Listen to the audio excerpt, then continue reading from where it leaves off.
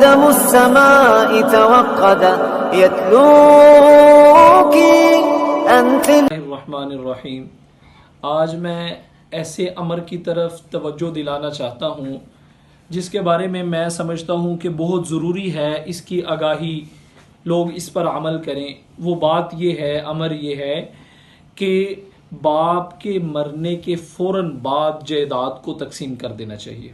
یاد رکھیے، میں آپ کو بتاتا چلوں، بہت سے لوگوں کو پتہ نہیں ہے کہ کب جائیداد کو تقسیم کرنا چاہیے۔ یاد رکھیے کہ باپ جب فوت ہو جائے تو فوراً جائیداد کو تقسیم کریں۔ جس کے بھی ہاتھ میں ہے، بڑے بیٹے کے ہاتھ میں ہے یا اس کی اہلیہ کے ہاتھ میں ہے، یعنی وائف کے ہاتھ میں ہے، تو فوراً جائیداد کو تقسیم کرنا چاہیے۔ ہوتا یہ ہے کہ بڑے بیٹے کے ہاتھ میں جائیداد ہوتی ہے یا وائف کے ہاتھ میں جائیداد ہوتی ہے، وہ تقسیم نہیں کرتے،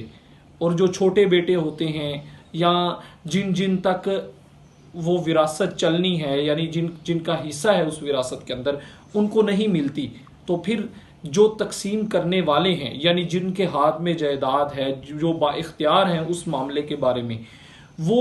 ہمیشہ مسلسل گناہگار ہوتے رہتے ہیں۔ بعض دفعہ ایسا دیکھنے کو ملا کہ بڑے بھائی کے ہاتھ میں جائیداد ہے اور چھوٹا بھائی فوت ہو گیا، اور اس کے آگے بیٹے ہیں، چھوٹے بھائی کے بیٹے ہیں، وہ یتیمی میں زندگی گزار رہے ہیں اور غربت کے اندر زندگی گزار رہے ہیں۔ حالانکہ اگر جائیداد تقسیم کی جائے تو وہ جو یتیمی کے اندر، غربت کے اندر زندگی گزارنے والے چھوٹے بچے ہیں، ان کے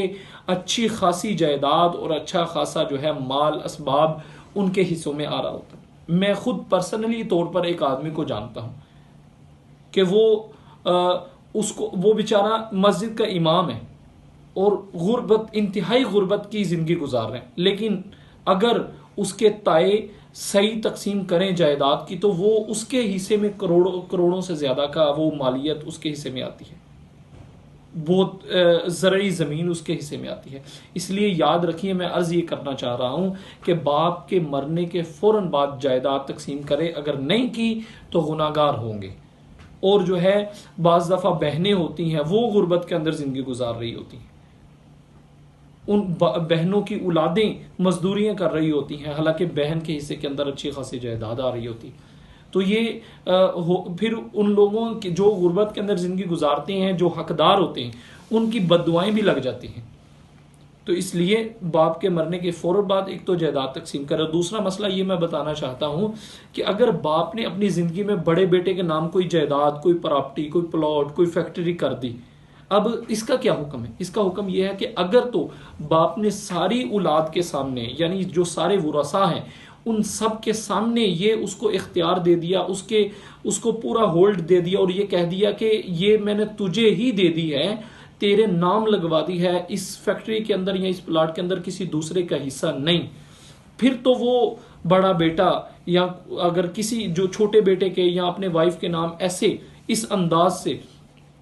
زمین دی ہے یا کوئی پراپرٹی دی ہے، پھر تو وہ حقدار ہے۔ لیکن اگر ویسے ہی بڑے بیٹے نے فیکٹری سنبھالی ہوئی تھی یا باپ نے ویسے ہی انکم ٹیکس وغیرہ سے بچنے کے لیے،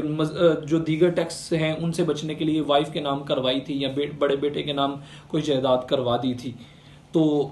یہ نہیں کہا تھا پراپر طور پر کہ اب یہ تیری ہے، یا اس کے رجسٹری وغیرہ اس کے نام نہیں کروائی تھی، اب وہ باپ کے مرنے کے بعد کہتا ہے کہ یہ تو باپ نے مجھے دی تھی۔ حالانکہ ایسا نہیں ہے میرے محترم بھائیو اور دوستو۔ پیارے آقا علیہ الصلوۃ والسلام کی حدیث کوٹ کرنا چاہتا ہوں یہاں۔ آپ صلی اللہ علیہ وسلم نے ارشاد فرمایا کہ اگر کسی نے ناحق ایک بالشت زمین کسی کی دبا لی، وہ جنت کی خوشبو بھی نہیں سونگھ سکے گا، جس کا مفہوم یہ ہے۔ اس لیے یہ دونوں مسئلے الگ الگ سمجھیں، ایک تو جائیداد فوراً تقسیم کریں، دوسری جو ہے باپ نے جب تک ایک بیٹے کو اس کے نام نہیں لگوا دی، پورے اختیارات اس کو نہیں دے دیے، یہ نہیں کہہ دیا کہ اس کے اندر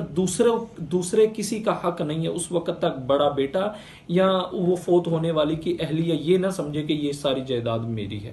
قدم السماء توقد يتلو